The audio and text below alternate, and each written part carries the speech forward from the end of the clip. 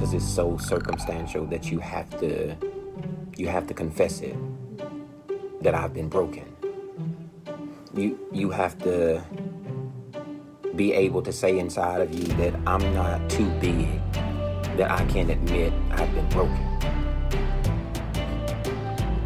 I think sometimes we put on the element of arrogance. Not that we may be that, but that we embody that. Because nobody wants to admit in church, I've been through some stuff, and I've been through and I've come to, but God brought me out of. If everybody wants to focus on the being bread feeding everybody part. Everybody wants to focus on the being meat, the feeding and the growing. But nobody talks about the part of the text where God takes it, blesses it, and breaks it. And then you have to come from a broken place to be okay in a selected to be blessed place. Before he broke it, he blessed it. You got to understand, there are some seasons that I'm going to face that I'll be broken in. But you can't get sidetracked by being broken, because you were blessed to be broken. I know he blessed it and then he broke it.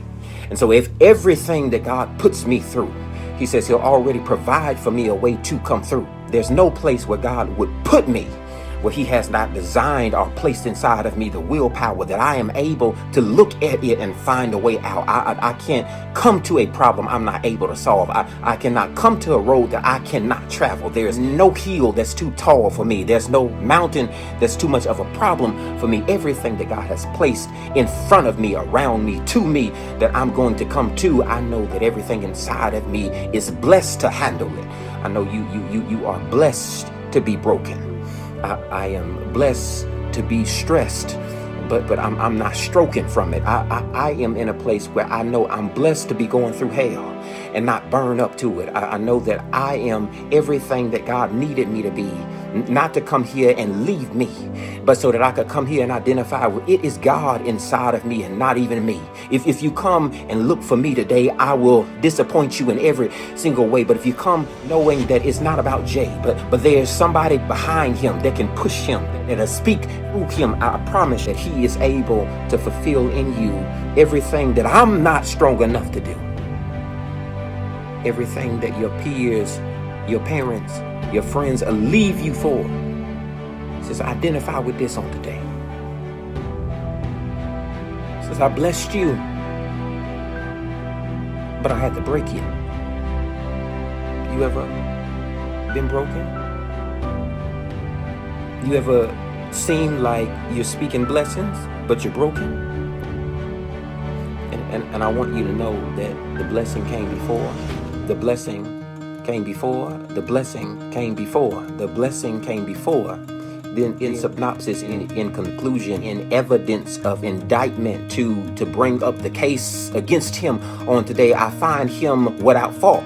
I do. I find him unable to be charged by the crime that he created me just to laugh at me. But I needed to vindicate him on today and say that God was able to form it. I didn't see it, but now I know it. I know that he blessed me to be broken. And I know a lot of people left you. It broke you. That's okay. You had to go through them leaving you so they couldn't kill you. I need you to know that God only holds you when he's prepared to break you of them. That there's folk that's been connected to you that God couldn't even bless you entirely because it was folk that was connected to you who wanted to steal from you, who wanted to lie on you, who were meant there, who were placed there, who came there only to see the downfall, to see you die in it, to talk bad about you when you didn't achieve it, when you fell down in it, when you didn't strive all that you could, when you came to a place where almost getting it. He said, I had to break you because they would have taken everything that I gave you. And so I'm blessed on today. I'm blessed to be broken. I'm blessed to be broken, and I'm blessed to be broke. I'm blessed to be here, and I'm blessed to be away from them. I'm blessed to be in his favor, and I'm blessed to be able to call him my father. I'm blessed to say I'm one of, and I'm blessed to say I am thought of. I need to tell you on today that it doesn't end on a bad note. but it ends in overflow. Can I assure, can I affirm, can I commission to somebody? I need to submit to you today that the reason that you were blessed, broken, chosen is so that you could come to a place of going through the overflow. What am I talking about? This is not prosperity gospel. This is biblical. He says that when he fed all 5,000 of them, when he fed all of them, I mean every single body, there wasn't nobody that left there that was not full. He says that that's not enough. When you are able to give it back to me, here's what I'll do for you. I'll give you the overflow.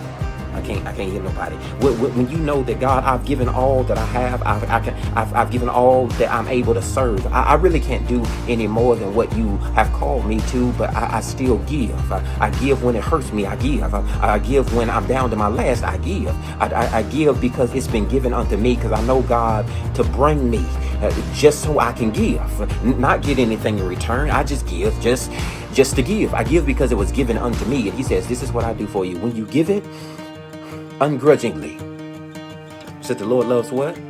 A cheerful giver. When you can give ungrudgingly, well, I don't expect anything back in return. I just give just because I'm a giver. He says, here's what I do for you. I'll put you in a place where there's overflow. But see, God is not general. God don't prophesy to you. But God specializes, and then it's specific. He said, here's what I'll do. I'll give you 12 baskets of overflow. You don't hear what I'm saying? I know last year was a struggle, but because you've been selfless this year, he says what I'm doing for you is making sure that the next 12 months of your life come to a non-broken, a place where you won't even know what broke looks like. You won't even know what feeling broken seems like. You won't be broke in the job or broke at home. You won't be broke in a car or broke on the trip. I'm talking about being able to move and say it was God who did it, not to be able to be big and boastful of yourself and say I achieved this or I was promoted. It has to be aligned to the one who broke you to be the one who blessed you.